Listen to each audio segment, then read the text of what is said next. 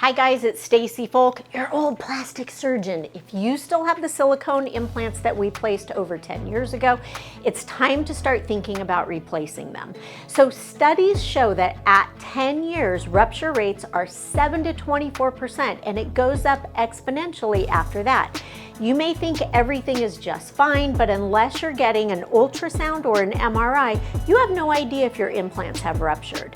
And if it has been 10 years, we definitely recommend the MRI because it's more of a sensitive test.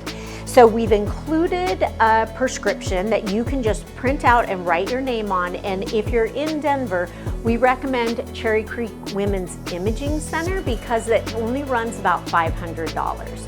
So if your implants are intact, that's good news, but it doesn't mean it's not time to do something. It's been a while, so you might also think maybe it's time for a size change, maybe you've gotten a little bit droopy, and some patients just want their implants out. If your implants are ruptured, it's not an emergency, but it really is time to get those guys exchanged. We love exchanging implants that are intact because it's a very easy surgery, but it becomes a much bigger deal if you wait until you have a rupture. Those surgeries tend to take almost 3 times as long and are significantly more expensive. If you want to know why it's hard, I brought a trusty little implant to show you. And I'm sacrificing one all in the name of science. But if you wonder why I don't like exchanging ruptured implants, this stuff is really hard to clean up.